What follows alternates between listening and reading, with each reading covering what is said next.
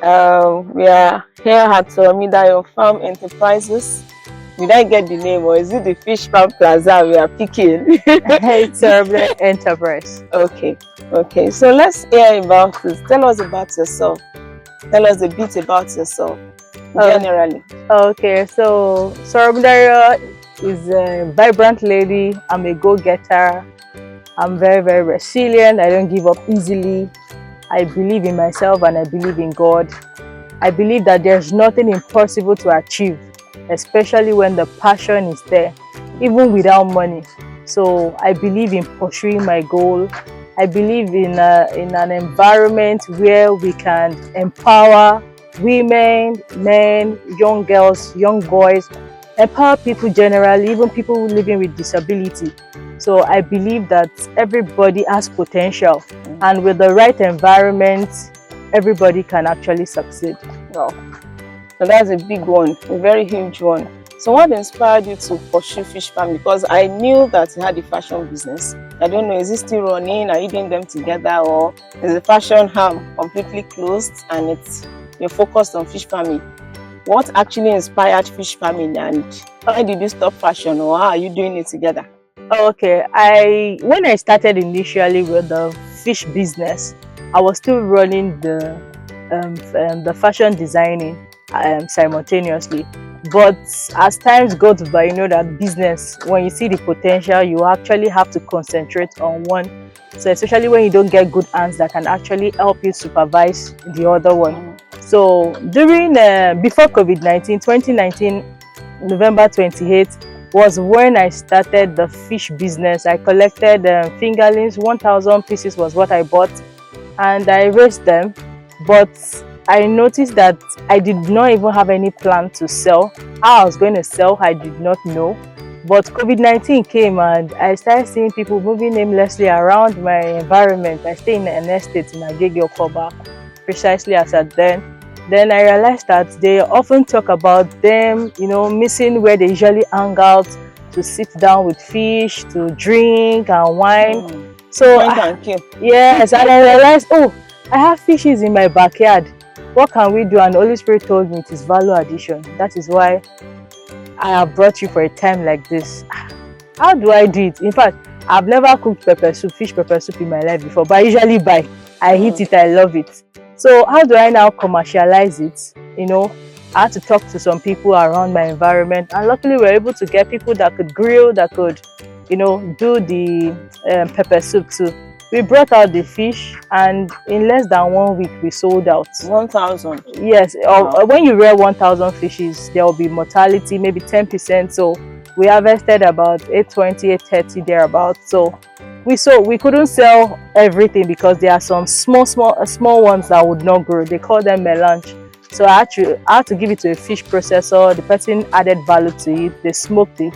So I packaged them in a nylon, and I sold them for people who love to make egusi soup with the smoked catfish. So I sold out as pepper soup and grills on a larger percentage of what I stocked at that time. So when I saw that people were still demanding, I don't have fish, what is happening? So I have to talk to people around me, and they started introducing me to other farmers who could not go out to sell because of the lockdown as at that COVID-19 that was present then. So I started going about. My husband was also helping me. We drive there, we'll harvest from there, and we'll bring it back to our estate. We'll add value to it. And we realized business was moving. People were saying there was no money, but we're making money. A lot of money. As at then, even we're going about to deliver to people's houses. So because we actually had to get a pass since they allow people who are into food to move about. So we actually got a pass, and we're moving as if everything was normal. So that was how we saw that this business has potential, and we can't but continue with it. So tailoring just had to vanish. Yes, and that was how. Wow. Yeah, that's how we are here. So you are one of the people that COVID-19 did well for. Yes. People were in lockdown, but you were in lockdown. Absolutely. You were high up there, making money. Absolutely, yeah. Wow. It's grace from God. So how did you learn about fishery? Did you go for any education did you do? What skill sets did you need? Because me, I can't just go and acquire 1,000 fingerlings now, for instance. So I believe you would have learned somewhere. So how did you really? Okay, so like I said, that I believe in myself and I believe in God. When I've prayed about something, I'm a risk taker. I like to try out things. Even when I cannot get somebody to teach me, I just like to try. If it survives, it survives. If it doesn't survive, so I have that spirit in me. So when I collected 1,000 fishes, I did not have any knowledge around fish farming. But thankfully, we're in a social media era. So I usually go to my Google, I go to YouTube, I see how people feed fishes, I see how people do things.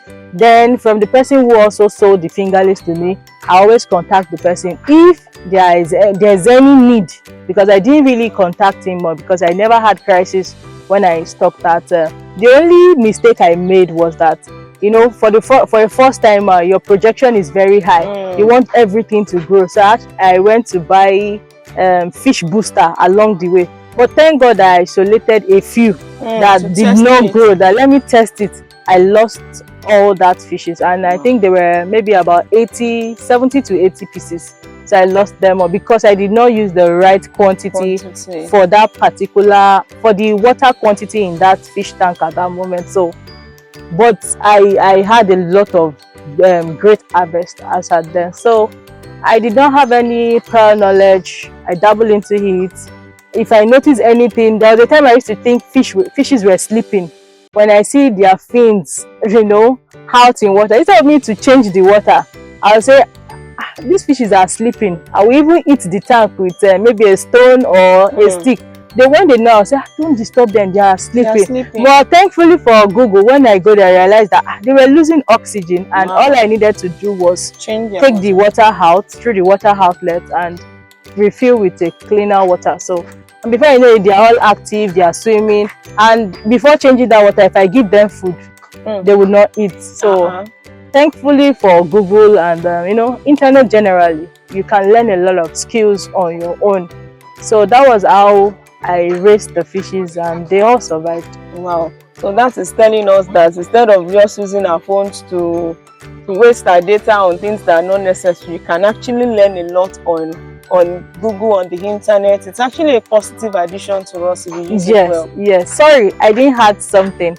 And after that COVID-19, you know, that bet that value addition of grills and pepper soup. When COVID-19 went out, I took a space along the road in front of a supermarket where we were roasting fish on the roadside. So that was where I saw a bus that drove in, and I saw IITA, International Institute for Tropical Agriculture. So the thing that actually, you know, that actually caught my fancy was the agriculture. And I walked up to the driver and I said, what do you people do around agriculture? I said, we're a research institute. We train people on agriculture, around aquaculture, horticulture, and poultry. And I said, aquaculture, that is fish. He said, yes, I would like to learn. So despite the fact that I've already tried it before and I did well, at least I can literally say I did well. So I now went to learn aquaculture properly. So that was where it expanded my knowledge, and I was able to learn hatchery. I was able to learn how to process fish myself. I was able to learn the whole value chain around fish. So I did it myself first, then later I went to IITA to learn. Wow, so it means that you just don't stop at the trying stage. You keep learning, learn to grow, so that you don't just keep making unnecessary errors, unnecessary mistakes along the way. So when you started with the 1,000 fingerlings, I know it's not something as like this. So how did you start? What kind of container did you use? Okay, so like I said that, and I know it would have been in your compound. Yeah, so I actually looked for fish tank. I didn't get initially. So somebody told me that I can actually use those GP tanks that people are no longer using. Maybe it broke somewhere. If it's on the upper part, I'm lucky, I can actually cut it out and then use it as a cultural medium for the fishes. So, and somebody also advised me that, oh, instead of putting those fish tank on the floor, because where I was using then was a ground like this, not plastered, so I had to look for tires. So sometimes I will even move into the drainage. I will bring out those tires that are not useful, that looks like a waste. Then I started going to vulcanizers. Those tires that were abandoned, they gave me for free. I collected them, looked for sharp sand or plaster. I poured to fill up the tires. Then later I put the fish tanks and the GP tanks that I use as the fish tanks to culture the fishes. But what would that do for the fishes? You put it on a plastered floor, or you put it on a... If the ground was plastered, there's no problem. Okay. So, but you have to look at your drainage. Can the water flow out when you open the water outlets? So, you know, where the water will flow through, it needs the fish tank needs to be a bit higher than your drainage system. If it's on the same level, the water might not move freely, and you will have the environment stinking. So as a woman, how do you manage your day-to-day operations in the fish farm? Okay, so I have a very supportive husband. He's been there from inception, right from tailoring, even before tailoring, we've been together. Even before marriage, we've been friends. So I think that helped us a lot. There's nothing I'm doing today that I don't route through him. So he's very supportive, and I think he has given me that. He made the job very, very smooth for me. If I'm not on the farm, if he's off, because thankfully the nature of his work, he doesn't go to work every day. I remember when I used to be a fashion designer, then stroke fish farmer. He works 1 day off, 1 day on, 2 days off. So when he's off, we plan ourselves. He's just available to help me. However, I do not deprive the home of the benefits that it should get. If I need to feed the fishes, I do it in the morning as early as 7:30. You can even feed 10 to 20 pounds under 1 hour. Wow. Fishes we eat in less than a minute, they are done eating. Because the way God has designed them, created them, they eat in a cluster, and they are very competitive in nature. Then you can go back to your house and I tell people, when it comes to agriculture generally, fish farming is still one of the business that you can do that can give you time. Even for people who still have their 9 to 5, they can do it. Feed your fishes before you go to work. When you come back in the evening, you feed them. Twice a day is okay for fishes, especially if you stock them from juvenile. They are good. They won't disturb you. It's not time consuming. It's not. So it gives me time. I'm able to plan myself, and I still go out to do other things, consult for other farms, even after taking care of my own farm. Yes. Well, so you're saying to us that anyone can start this business? Yes, absolutely. And you don't need to have a big land to start. You don't need to have a land. We just got our land. We bought our land April 3rd, 2024. Wow. So we're talking about 2024, and the business started November 28th, 2019. So we didn't get a land until a few months ago. Well, that's really a good one. So what have you faced any challenges? What are the challenges you faced in this business, and how have you been able to overcome it? Maybe thank God for your husband. So let me not say as a woman now. Let me just talk generally. Okay, there are so many challenges around every businesses. Any entrepreneur that tells you that there are no challenges is a big fat lie. So one of the challenges that we have faced is okay, let me put it this way. We used to be, before acquiring our land, we used to be at Agege on a leased property. And one of the challenges we faced was fund.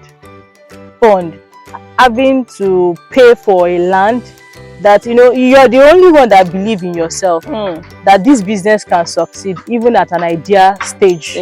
And maybe your partner, who is your husband, or if he's a man, your wife, you as a family, you have that belief. But for a third party, an outsider, they see it like what they'll be throwing to you are the risks the challenges. Of course, you must be able to grab it. And yes, that's the only thing they are saying. Ah, Eja, fish, what if they die? Why are you not seeing what if they survive? So only risk taker can actually succeed in life. If you are all bent, seated at it will die, you will never start. So we opened their eyes to the possibility of that business surviving and thriving. So the challenges we faced was land acquisition. Even when we had to lease, we could not afford the lease, but we went on a contract to have a payment plan. By the end of the day, the person sold the land before we could actually do our first payments. So that was a challenge after having so many investments on that land. And when we did not leave, because we're hoping that the people who bought the land can actually show up so that we can talk to them and release the land and talk about payments. Forcefully, we were evicted out of the land and we lost a lot of fishes. They poisoned our water through the bowl. So, but thankfully, that's why I tell people, when you are making money, don't spend it. Don't spend it thinking, oh, I have arrived. Have your savings for the raining days. Because of integrity, because we do not want our name stained, we have to pay back with what we have. So, and thank God we still bought land, we are here again. And because people saw that, oh, despite these challenges, you still paid this money with so interest, they still followed us back here. We invested their money again and we are here doing business. So one of the challenges once again is that there can be mortality. It is real. But when you have done, you know, you've crossed your T's, you've dot your I's, you can relax. Now that we're on our land, I don't think we can have that challenge. And another challenge that comes with a place like this is flooding. It is real. When we came here, April 3rd, 2024, you know, because we were forcefully evicted out of the leased property, we brought the fishes here while the pond diggers were still working on the land. They had not completed it. We bought the land April 3rd. We moved the fishes down maybe April 7th, maybe just 4 days after. They had not completed the pond, but they had actually dug the pond, about 2 or so. We were bringing fishes from about 10 ponds. So we had to put it there. Like, okay, just survive so that while they dig other ponds and they are ready, we can then do some sorting and stock properly. But lo and behold, we stocked like yesterday, today rain fell. And the ponds were not covered. There's no way you can even cover the pond when you are not finished it. And the rain fell and moved all the fishes. Almost all the fishes out. The few that we thought, oh, survived from the leased property, we moved them here thinking that, and flood came. So we had to start looking for nets, and thankfully we have very good neighbors around. People joined us. Nets, bring nets. Like 4 people who hold nets, you know, packing fishes from, because the way the terrain is, the topography of the land, they can't actually swim out. But they were within the environment. But we did not get all of them. It wasn't possible. So the few that we got, we still harvested them. We reread them and harvested them and still got something. So it is real. But today, we've been able to guide against flood. That is why you can see some dikes around, those sand that you see like barricades around the drainages. So no matter how we have water coming into the environment, they will stop at those dikes and move their own way into the river behind us. So we've been able to do proper drainage, and we still hope that we can fence this place with time. Whatever water we have here will be from the rain that fall from the sky, and not from the water coming from the environment. Wow. Okay, so how easy is it to, we are now advising people, because I know that there are opportunities that abound. I know you have a lot of opportunities you sell out to people. So what kind of opportunities can we get, like right now, that people can, in case someone like me, I want to start, I don't have the capacity, is there an opportunity for me through you? Okay, so One of the things we do here is that we realize that there are so many people that want to go into farming, but they do not have the time, they don't have the space, talking about land, they don't have the expertise when it comes to the knowledge around the business itself, but yet they want to make the money because they have the money, but they are so scared, like, if I dabble into this business, won't I run a loss? Like I tell you, when people think about business, they think about loss first, which is also healthy. You are trying to, admit that loss is real. So what we do is that on realizing that problem, we realized it while we're even grilling at Agege. Oftentimes while people wait for their fishes to get ready and their fries with their coleslaw that we add to the fish, they often talk about only if I have somebody that can do this for me, I wouldn't mind putting my money somewhere. And that was what led us to acquiring that land. That land used to be about 1 acre, but the ponds on it were seated on 3 plots. Each pond could do 2,000 fishes if you are doing it for 6 months, and if you are doing it for 3 months, they could actually accommodate 5,000 fishes. 50 ponds on that land, so you are talking about 5,000 times 50, 250,000 fishes can actually sit on that land. And you can do it and harvest. You can do 2 cycles in a year, you can do 4 cycles in a year, depending on your target audience, who you are selling to. So that was what bets the idea around the investment, because we look at the potential of that land. Can we do this? Do we have the financial capacity? No. If we think we can do it, yes, we can. But it will take a longer time before we get to the end of that 50. But I believe that in life, it should be a win-win. If I call you and say, oh, come and invest, come and put your fund, I can actually help you take care of this pond. It is yours. I can take care of this pond. Before you know it, the whole pond is filled up in less than a year. And that was what happened. We trusted God, and with prayers, before we left that farm, in less than 1 year of being operational, 36 ponds were restored. They were all dilapidated, that if you need to fix a pond before even putting fishes, you will need to spend about 400,000 naira, because you will need cement, you will need sharp sand, plaster sand, and this waterproof cement.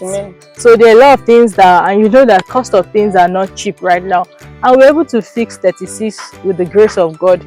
But 27 or 26 were operational before we left, stocked with fishes. So in less than a year, imagine that I alone wants to do it with my husband. We might not do more than maybe 4 or 5 at the end of the day, but with joint effort, we were able to pull through. And that was what made us to continue. It has made us to continue in this business, that we don't have to wait till the day that we can actually get to thousands of acres to stock fishes. With a collective effort, collective fund, if you are diligent, if you are somebody with integrity, and it will help Nigeria as a whole, because we keep complaining that there's hunger in the land. But imagine that we can produce our food, especially southwest, that we keep depending on other regions for food. Imagine as just the way north have their food, the east have their food, the west have their food, the south have their food. If we all have our food, we'll have surplus for ourselves that we can even export. Yes. And before we know it, we'll be helping the GDP of the nation. So the nation economy will be robust, because it's when you export that you can actually make money. So that is what has actually bet that investment idea.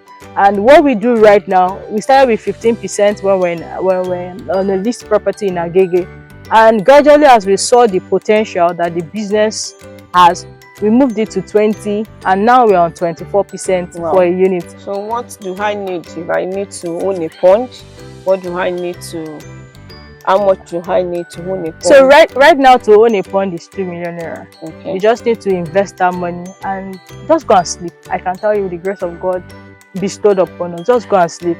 We take care of everything. We do this rearing, we do the selling, and at harvest, we can guarantee you of 30% on your money, which is about 2.6 million naira. So imagine you just keeping that 2 million naira in your bank account. After 6 months, I'm sure they will even debit you for SMS charges. So just have somebody that can do business with your money, and before you know it, you will have something as interest that you can always spend without touching your capital. If you wish to reinvest your money, fine, we'll reinvest your capital. If you don't wish to, we pay you back your capital with your interest. Wow. At 6 months. Now I can tell you that's a good investment, because you hardly see. But how many months will it take from start to? So it takes 6 months. It takes 6 months. It takes 6 months. So from fingerling to harvest, it takes 6 months. We actually stock juvenile. But what's juvenile? Okay, so we have the, when it comes to the life cycle of catfish, by the time you bring the broodstock together, the broodstock is the parent fish. You bring the male and the female. So from the female, you collect the eggs. From the male, you collect the sperm. So from that sperm sac, you actually pour them, on the egg. And after 24 hours, you should see with other things that you do. I'm just trying to summarize them. You see your eggs moving. So from that egg, they turn to fries. From the fries, they become post fries. They actually call them ijebu, but that is not the English word, but Nigerian word. We call them ijebu. So but that ijebu is already 6 to 7 weeks old. Wow. If you do it well, you can achieve them in 5 weeks, but maximum 7 weeks. So after that, you have your fingerlings. The fingerlings, so you're talking about another 2 weeks, which is averagely 10 weeks. So those ones, they are the ones that weigh 2 grams. If you put them on a kitchen scale, you should get 2 grams, maximum 3 grams. So when you now rear them again for another 3 weeks, for another 2 weeks, you should get your juvenile. So that juvenile, the standard juvenile weighs about 10 grams at the moment. So, and after juvenile, you have jumbo, which is about 15 grams, 12 to 15 grams.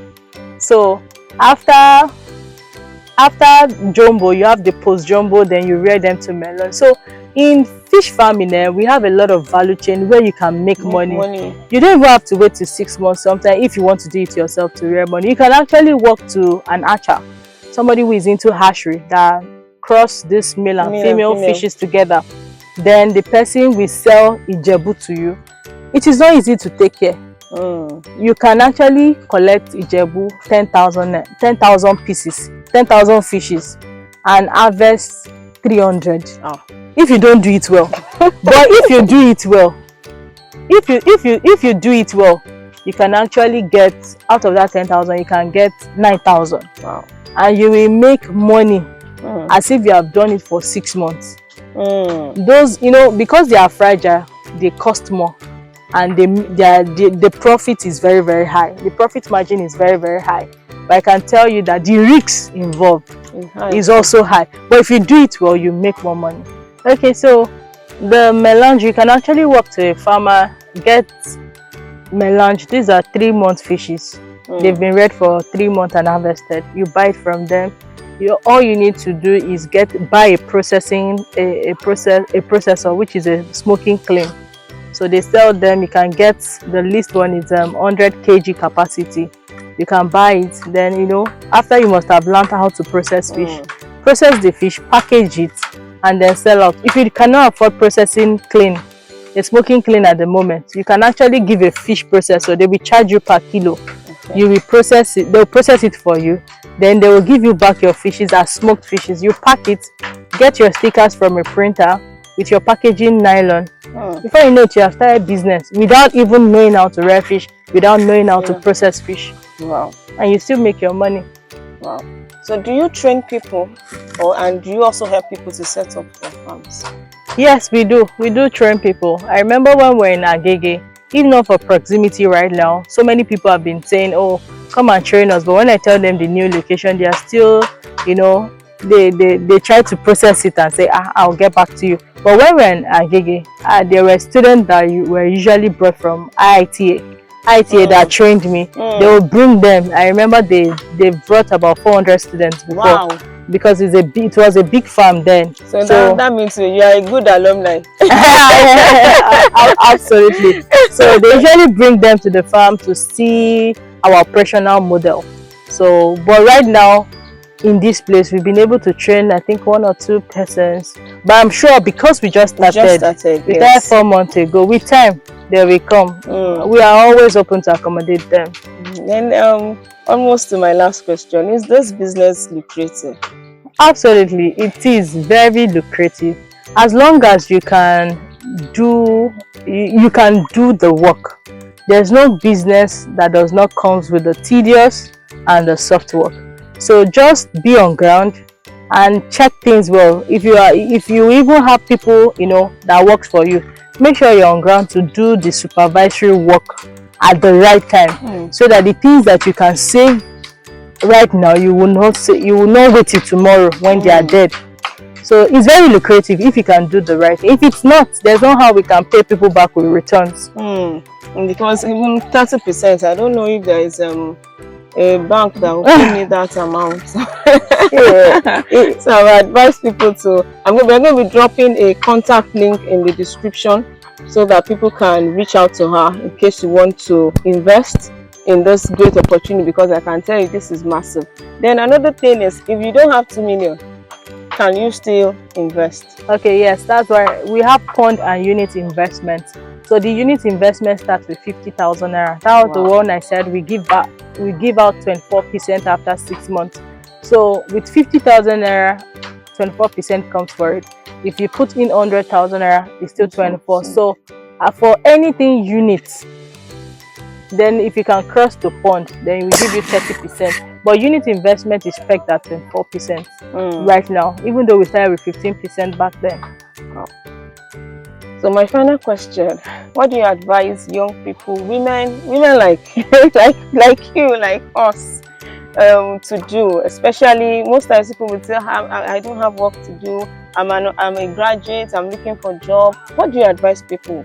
What advice can you give to them? Okay, I'll give them the advice from what I've experienced. I graduated 2010 as an applied geophysicist from Federal University of Technology, Akure. My hopes were very high. I was hoping to work in a multinational company, oil company, Chevron, ExxonMobil, NNPC. You know, the hopes were really high. And I actually looked for this job. I applied. Remember, there was still cafe then. I would sit back at cafe, buy airtime, you know. I will apply, cover letter, write a lot of things. But at the end of the day, maybe because God have, you know, bigger plans for me, it was not fruitful. Even when I go for an interview, they'll say, we'll get back to you. I will sit back and be like, I got to the final, so they will get back. So I just told myself I need to do something. And that was how I picked up a makeup skill. I learned it, but I could not finish it because I could not pay. I could not pay up. So, and the woman told me that wherever you pay to is where I will teach you to. So I realized that the kits were even expensive. You can get to somebody and say, I want to paint your face. Even when you have their shades of powder, they'll tell you, I don't use makeup product. I use this Estee Lauder brand. And that was what, you know, took my spirit away from makeup. And I went to learn tailoring. I did it for 7 to 8 years, and I realized that there's something in me that wants to do more. But with tailoring, I don't know why. I keep having this setbacks. Like something is, but I just needed to try something else. And thankfully, I tried fish farming, and it brought the fulfillment that I think I'm attaining gradually today, which I feel fulfillment around. So I would tell them, don't sit back waiting for a collar job. Even if you get a white collar job, you can actually try other things as your side hustle. Do stuff. There are a lot of things that you can do. If I remember, was it not Saturday, because we usually go on weekend. Twice now we've gone back home with sand, loamy soil. There's this woman that reached out to me. She has her job 9 to 5, but she said she still feels something around her brick. So I advised her to plant something. She wanted to do fish, but because of the cost of feed is a bit high right now, so she said, oh, what can she try around her grid that she won't really have to invest so much, but yet she can make profit. And I told her, you can plant ewedu, you can plant shoko, you can plant pepper, you can plant ugu. And she said, she has asked around. They said, this is the amount they are selling sand. I said, why will you buy sand? And there's sand everywhere. So we have to actually look for our used fish bags. Then we packed sand into it, put it on the trucks, and we delivered it to her, and I gave her seedlings. And you can even go into seedlings business. I told her you can go into seedlings. There are people that want to plant, but they cannot actually start from that seed because they are not sure if it will germinate or not. Buy these black nylons. I told her plant it. The ones that germinate, some they sell one for 500 naira, some 1,000 naira, some 1,500. Imagine you having seedlings in hundreds, how much more in thousands? So you are selling after 6 weeks and you are disposing to the people. And you are smiling. So there are a lot of things young women, young men, even people living with disability can do around agriculture, so that at the end of the day everybody can actually put food on their own table. With that, poverty will be out of the country. With that, we can even export food, because when it's surplus, price will come down. Yeah. Then finally, do you have plans of diversifying to other fields of agriculture? Well, for now, I'm yet to even do so much around fish farming, because when it comes to aquaculture, it's not just about catfish. We have the tilapia, we have the pangasius fish, we have other kinds of fish that we can also actually rear. So I feel there's still so much that I can do around fish farming generally before diversifying into maybe horticulture, which is the crops, or poultry, which is the chicken, birds, generally turkey, ducks and the likes. Even though I have some that I'm rearing, but it's for personal consumption. So, but when it comes to commercializing it, I want to do so much around aquaculture generally. Wow. It's been a good time talking to you, and I believe that it's been inspirational. And I know that someone will be geared up in this, after this, to do something. You really don't need to have the millions to start. You can start with the little you have. You can even now start. Now she's telling us you can start with as little as 50K. So it means that your salary, you can put something aside every month into what you're looking out for in the future, so that it grows and grows and grows, and before you know it, you can have a place as massive as what we're looking out here. So thank you everyone, but we'd like to look around. We'd like to see the feed.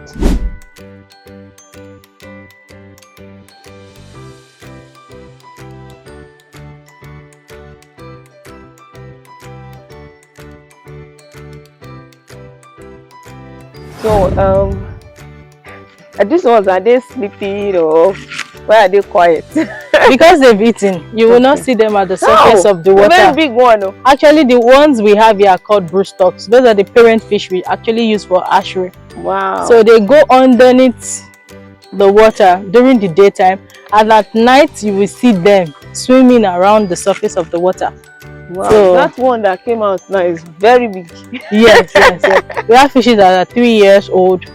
We have fishes that are 3 years old. 4 years. Yes, we brought them from Agege. So we actually restocked them back into the ponds. Wow. But this pond is specifically for broodstocks. So we have fishes here that are 2 months and a half old.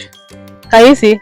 Despite the sun, because they have not eaten, you will see them here. But when you go to a pond that they've eaten, you will never see them like this. So this is where their food comes from. Yes, and here is their feeding spot.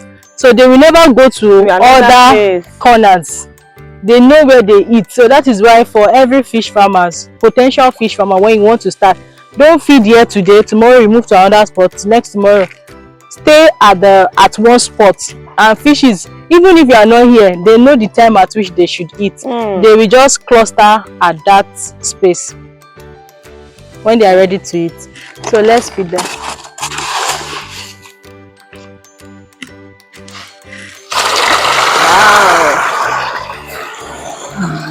Everybody wants to eat at the same time. Yes, that's what I said. You can actually feed. And I do. Yes, just.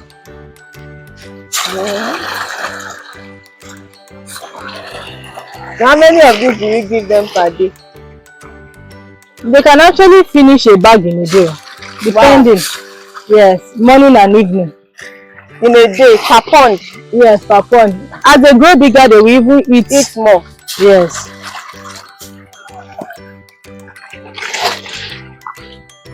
Yeah. No me today, I fed you. Those ones that are going back, is it because they have eaten? I think they usually eat and leave, but they will still come back to it. Wow. Okay, yeah. So that it doesn't fall on the backs. Okay, that's the reason why we stretch our ends out. Okay. So see that one big coming out. Okay. And they have the same age. They don't eat themselves. They do, but it's reduced. The mortality rate reduces as you feed them. But if you don't feed them, they will use themselves. Yes.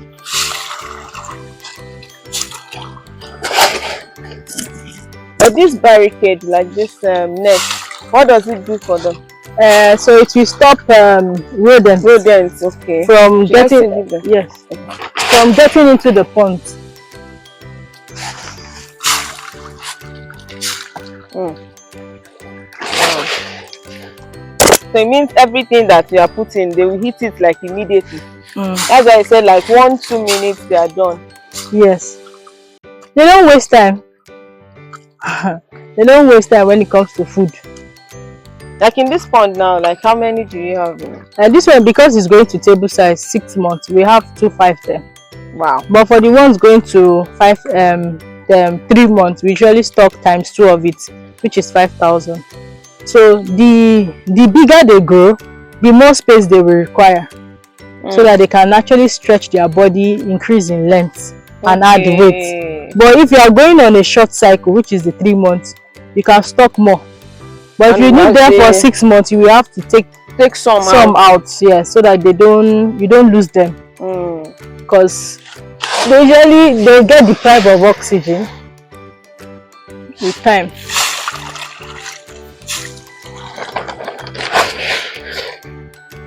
When they are filled, you will know. They won't come for food again. Like those ones that have gone, they are okay. Filled, yes.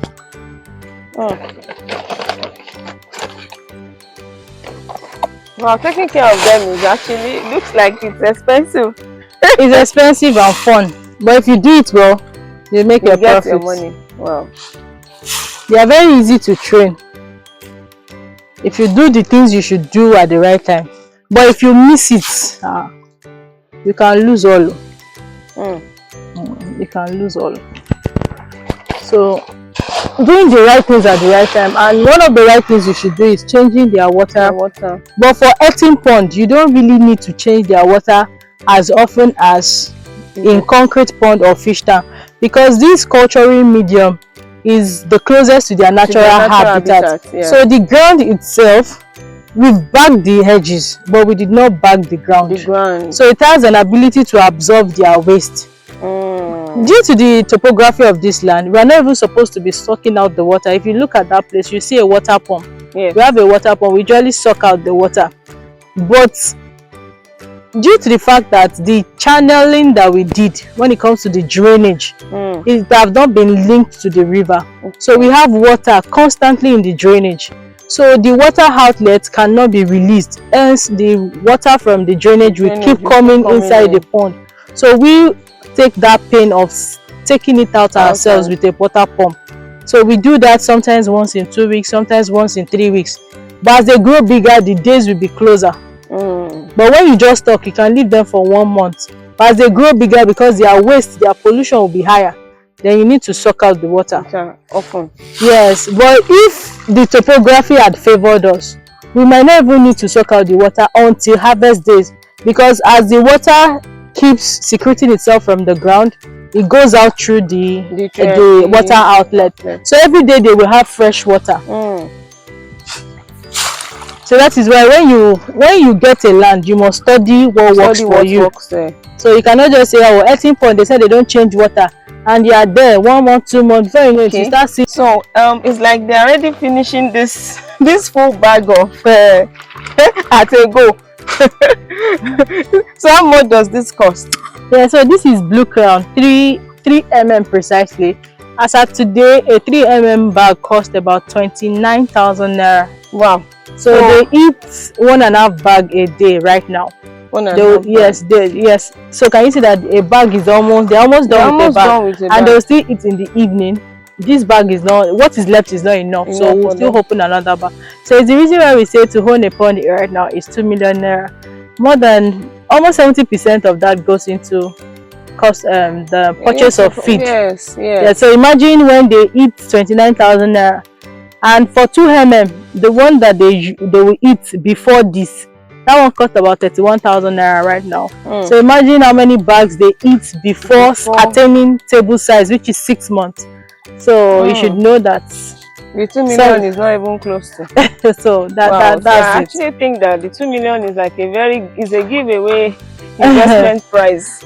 Sincerely, it's like they are just collecting the money to use it for you. Yes, it's not as if they are getting any profit from it. That's because I was just looking at this bag that they opened now, and it has almost finished and it's 29,000 naira.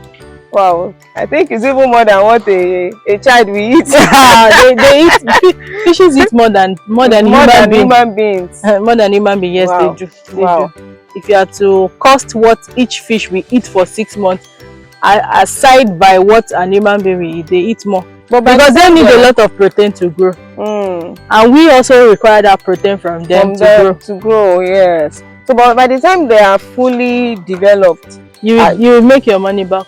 That's why it's an investment. You make your money back. This 15 kg now, imagine they eat, let's say, 65 bags of that. By the time you harvest them, what you'll be looking in weight size too, you should get all that feedback with profit. That's the way. So you're not just giving them to be like, they finished all my money. You're going to get it back from their body weight when you sell. Wow. Right now it's the slow eaters that are eating. They are few, but there are some slow eaters, just like human being.